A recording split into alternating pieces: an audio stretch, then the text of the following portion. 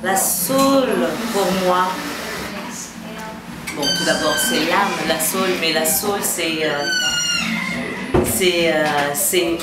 une musique universelle qui a peut-être pris origine aux États-Unis, dans la communauté nord-américaine, mais qui est devenue une façon de communiquer universelle dans le monde. La soul, c'est un rythme, un groove qui nous prend aux tripes et qui donne envie soit de pleurer, soit de rire, soit de chanter, soit de danser. C'est ça la soul. La musique m'accompagne dans tous les moments de ma vie, que ce soit au réveil, au coucher, quand je rigole, quand je suis triste. Donc la soul musique, il n'y a pas de moment pour l'écouter. Il faut l'écouter tout le temps, comme ça on se sentira mieux.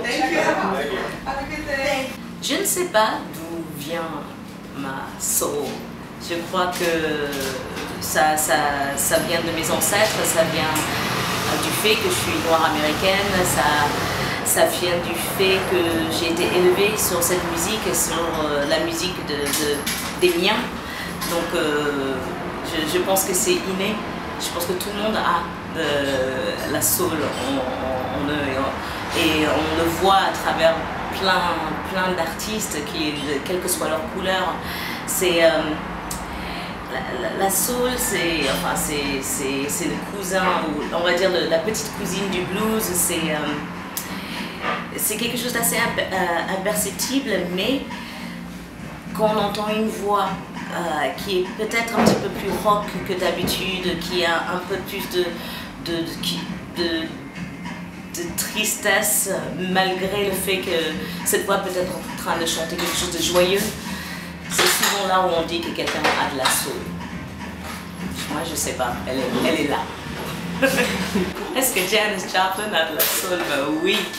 Janis Joplin, c'est de la soul enfermée dans une bouteille de whisky secouée qui a voyagé à travers les États-Unis une journée de chaleur. Et on ouvre la bouteille et on se dit, j'ai soif. Ça, Janis Joplin, elle aurait pu vivre dans les années 30. Elle aurait pu être une chanteuse blues du Mississippi. Elle avait une mélodie brute dans sa voix que aucune autre chanteuse blanche avant elle avait. Et c'est ce côté rock and roll, c'est le fait qu'elle aimait autant de blues. C'est une fanat du blues des années 20 et années 30, elle adorait ça. Et ça s'entendait. Et Janis Joplin, c'est la soul pour moi, comme Aretha Franklin. Et je ne sais pas s'il y a un duo qui existe entre elles, mais j'aimerais bien l'écouter. Janis Joplin, qu'est-ce qu'elle aurait pensé des Supremes? J'en sais absolument rien. Peut-être elle aurait dit éteins-moi cette merde. Aussi de la tenue, du visuel. C'était l'antithèse de Janis Joplin. Janis Joplin elle était pour moi comme je suis. Même si elle se mettait elle avait un côté un peu vaudeville. Elle aimait tellement les chanteuses de blues des années 20-30 qui étaient des chanteuses de vaudeville, cet circuit de théâtre et de musique, de l'entertainment de rue. Elle aimait tellement ça, elle aimait tellement les chanteuses comme Ma Rainey ou Victoria Spivey ou Alberta Hunter. Elle aimait ces chanteuses-là, et ces chanteuses-là, des chanteuses de vaudeville, c'est le circuit de cabaret, en fait, c'est ça le vaudeville. Eh bien, on mettait des plumes, on était extravagants, on mettait beaucoup de bijoux. Et Janis Joplin a récupéré ce côté-là maladroitement. Elle a récupéré un peu maladroitement, mais elle avait ce côté-là. Et elle était dans l'urgence. Son chant, on aurait dit que chaque chanson qu'elle chantait, chaque note qu'elle chantait, il fallait qu'elle la chante tout de suite à ce moment-là, précisément. Et je pense que c'est ça qui a fait qu'elle a plu autant au public noir. Et aussi, elle a été très déterminante à l'ouverture du public rock et même un grand public vers de regarder un peu en arrière et de redécouvrir le blues des années 20 et 30 qui se passait dans le sud. Ouais, Janis Joplin est incroyable et bien sûr elle est morte trop jeune, bien sûr. Elle est morte trop jeune et je pense que c'est l'amour qui l'a tuée, ou le manque d'amour. Comme beaucoup de femmes dans la musique. Vous avez enregistré un album tribute pour Dinah Washington. Pourquoi Dinah Washington? Dinah Washington, pour moi, même si on l'appelait la reine du blues, pour moi, c'est la première chanteuse de soul, c'est-à-dire sans ses disques, sans sa trace vocale, il n'y aura pas, Aretha Franklin n'aurait pas fait ce qu'elle a fait. Il y a beaucoup de chanteurs et de chanteuses qui sont inspirés de Dinah Washington. C'était la chanteuse la plus populaire des années 50 aux États-Unis.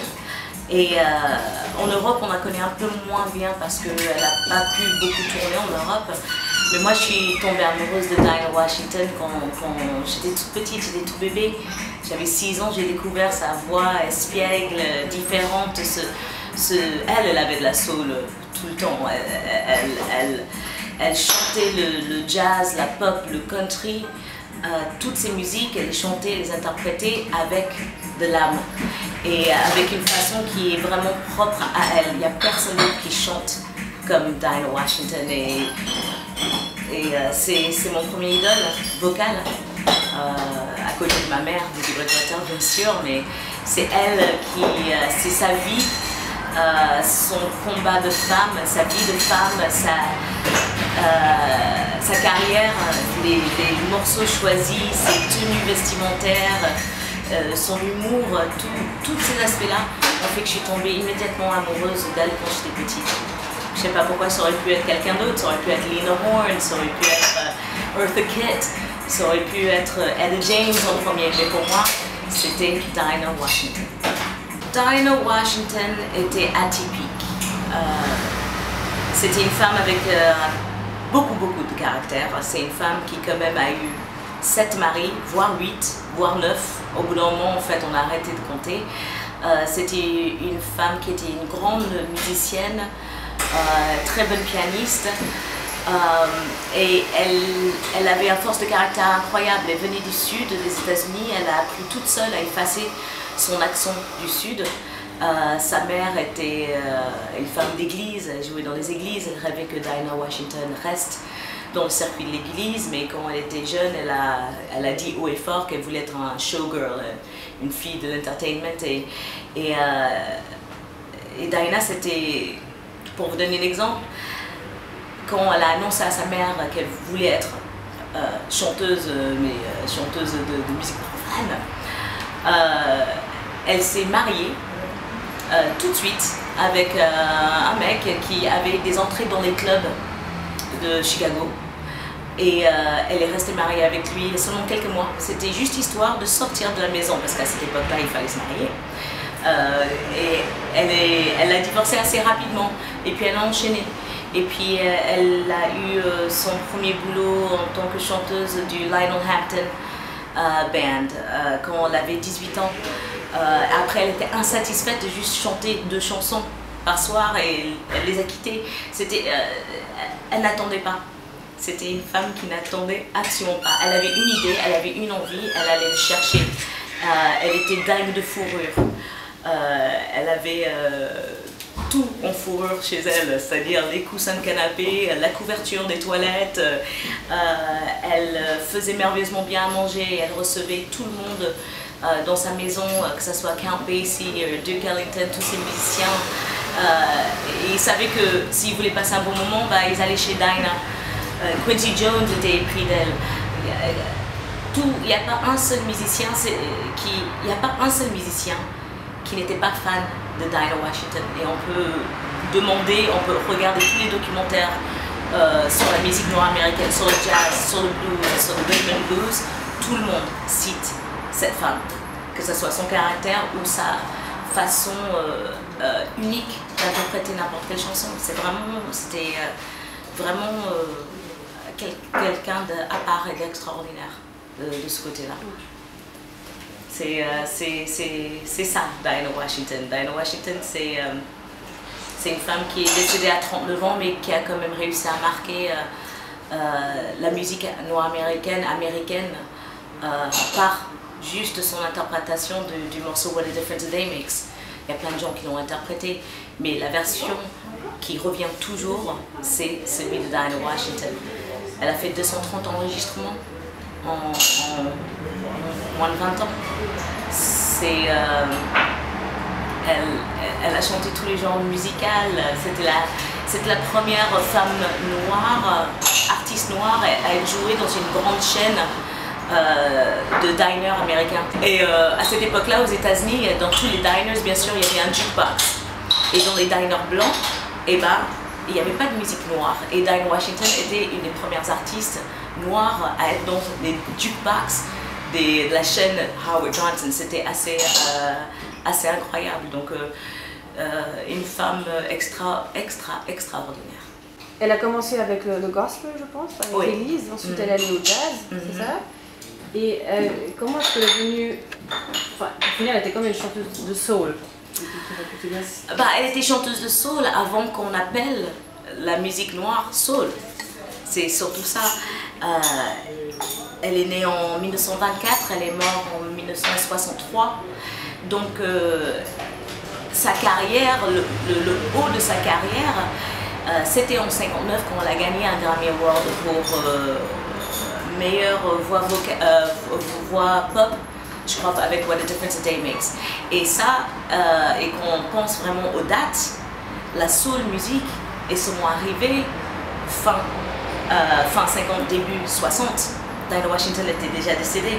Mais quand on écoute ses disques, quand on écoute son album en hommage à Bessie Smith, quand on écoute les albums qu'elle a fait avec Quincy Jones à la fin de sa carrière, elle était soul avant même qu'on dise « Ah, ça c'est de la soul ». Donc elle était précurseur dans ce sens-là, mais elle ne savait pas. Elle, tout ce qu'elle voulait, c'est d'être reconnue en tant que chanteuse de jazz. Et étrangement, elle a été reconnue en tant que chanteuse de jazz après sa mort. Elle était vraiment considérée comme la reine du rhythm and blues, la reine des jukebox et une chanteuse très populaire pour la communauté noire américaine. Quelle est la cause de son échec? Elle est morte très tôt et puis elle voulait être reconnue comme chanteuse de jazz, elle l'a pas été. Est-ce que c'était un échec pour elle plutôt, ou bien est-ce que c'était... Il paraît que c'était un échec pour elle. Elle était très fan de Billie Holiday. Même si on regarde ses premières photos de presse de Dinah Washington, elle avait mis la fleur dans les cheveux. Elle était vraiment très fan de cette femme. Et à une époque, à Chicago, Billie Holiday et Dinah Washington jouaient régulièrement dans le même club. Et à cette époque-là, il y avait le jazz, il y avait Ella Fitzgerald, il y avait Sarah Vaughan qui arrivait, il y avait Billie Holiday. Et de l'autre côté, il y avait le rhythm and blues, les race records, cette musique très populaire sur laquelle tout le monde dansait, qui s'écoutait seulement en communauté noire. Et elle était la reine absolue de ça, malgré le fait qu'elle ait joué avec des musiciens incroyables et qu'elle était l'élasticité de son interprétation faisait que sa voix ressemblait à un cuivre, elle sautillait comme un cuivre, comme un saxophone qui jouait une ligne mélodique bebop. Mais étrangement, les critiques à l'époque ne la considéraient pas comme une chanteuse de jazz. Bien sûr, ces mêmes critiques, quand elle est décédée, et même des années après, disent d'elle, disent de sa voix, disent de sa carrière, qu'elle est le chaînon manquant quand on cite les grandes chanteuses qui ont marqué la musique nord-américaine, c'est-à-dire Ella Fitzgerald, Sarah Vaughan, Nina Simone, Billie Holiday. Eh bien, on oublie souvent Dinah Washington. Et maintenant, maintenant qu'on est dans les années 2013, eh bien, on cite toujours Dinah Washington, on cite aussi d'autres chanteuses que les gens ils ont oublié de préciser leur importance, des gens comme Betty Carter ou Carmen McRae, qui étaient des chanteuses qui étaient des musician singers, des chanteuses, des musiciens, les chanteuses qui donnaient du fil à retordre aux musiciens tellement que leur interprétation pouvait rivaliser n'importe quel solo inspiré. Pour moi, Dinah Washington c'était mon premier amour, mais bien sûr Whitney Houston c'était la princesse des États-Unis. C'était la première chanteuse noire américaine à accéder à un statut où elle n'avait plus de couleur. Pourquoi pas faire un hommage à Whitney? Et ben, je le fais tous les matins en général dans la douche, et hommage à Whitney Houston.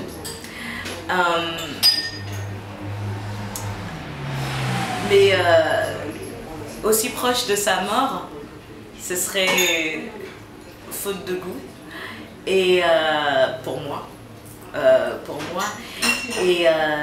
Et surtout que je n'arriverai pas encore à trouver une façon de réinterpréter des morceaux qui ont tellement son empreinte vocale, que ce soit ses premiers gros tubes comme I Wanna Dance With Somebody. Je parle même pas de Bodyguard, on parle même pas de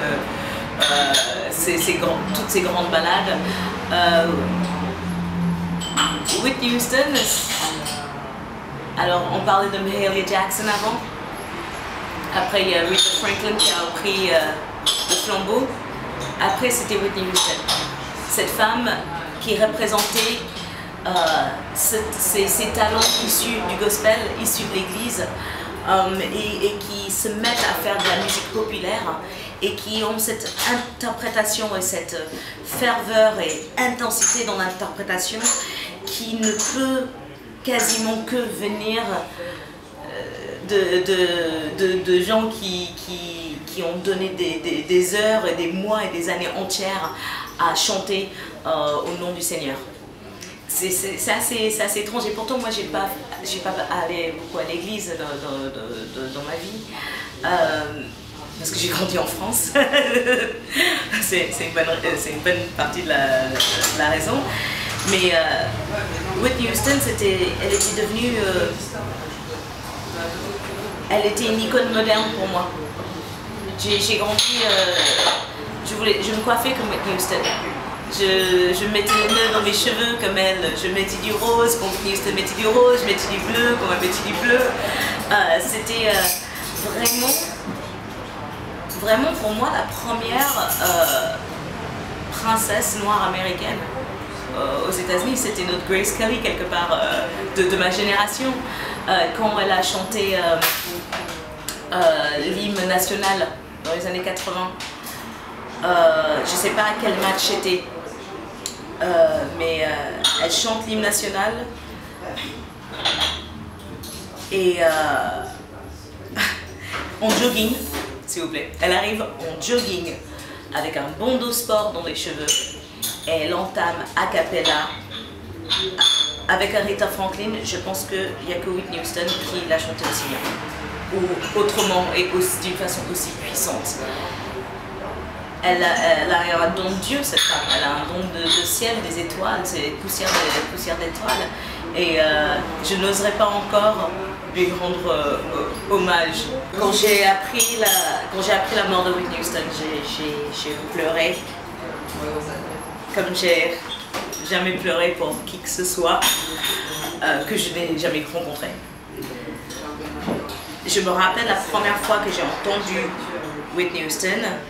C'était un morceau c'était un de ses premiers singles qui s'appelle You Give Good Love. C'était pas son premier gros tube, mais c'était un morceau qui avait pas mal marché, qui était un morceau très R&B. Et elle était belle. Je l'ai vue à la télé. C'est quoi cette femme de taille mannequin, mais qui était presque l'archétype même d'une noire américaine, de cette métissage qu'on n'arrive pas à placer, issue d'une famille royale musical du gospel et qui chante un morceau hyper sensuel. You Give Good Love, c'était You give good love to me, baby, so good, take this heart of mine. C'était R&B à mort. Et je me rappelle juste de cette image qu'on n'avait jamais vue, de cette bonne fille de famille un peu noire américaine, un peu avec une tenue très royale, qui chantait un R&B un peu sensuel, et puis quand elle arrivait avec Saving All My Love, c'était fini. Pour moi, c'était Salé, et ça restera toujours une icône et un modèle moderne. Mais je n'oserais pas lui rendre hommage sur disque. Je ne pense pas que j'ai les capacités vocales, ou il faudrait que je boive un petit peu. C'est justement la première question, si vous deviez chanter un morceau, un morceau de votre musique, lequel est-ce que vous choisirez et pourquoi? Je ne suis pas sur disque, peut-être en live. Je chanterai. C'est une très bonne question. J'ai le refrain, en fait j'ai un bout du refrain d'un morceau que je reprendrai. Et c'était à l'époque où elle essayait de changer son image, où elle essayait d'être un petit peu bad girl. Et donc elle avait un scooter. Je me rappelle sur le CD single. Et c'est le morceau, ça s'appelle My Name Is Not Susan. Et le refrain fait My name is not Susan, so watch what you say. And if you still need her, then be on your way. Well, then my name is not Susan. So, et puis après j'oublie. Mais ce serait ce morceau-là. Je trouverais une façon de la transformer rythmiquement pour en faire un morceau de blues limite. Je trouverais une façon de détourner le côté un peu dance floor pop de Whitney. Ouais, j'adore. On attend ça. Je suis bien curieuse d'entendre ça. Je vais rentrer, je vais y penser. Ok, merci. Si la soul était une femme, elle aurait un corps de rêve. Je pense des dimensions irréelles et voluptueuses. Je pense pas que ce serait une femme très grande, de taille. Je pense que ce serait une femme de à peu près peut-être 1m65 maximum. Pas mince, pas grosse. Tout où il faut. Et elle aurait une attitude sûre d'elle tout le temps. Elle serait peut-être pas jolie physiquement par les standards d'un magazine, mais dégagerait quelque chose qui ferait que les femmes voudraient être comme elle et les hommes la désiraient, quoi qu'il en soit, même si elle était pas maquillée ou pas dans sa robe de soirée sur ses 31, ce serait une femme, la soul pour moi est une femme d'une certaine âge, mais qui n'a pas d'âge, mais elle n'est pas jeune. C'est un peu comme toutes ces femmes noires, même comme Diana Ross ou comme Donna Summer ou comme Chaka Khan, ces femmes qui n'ont pas d'âge.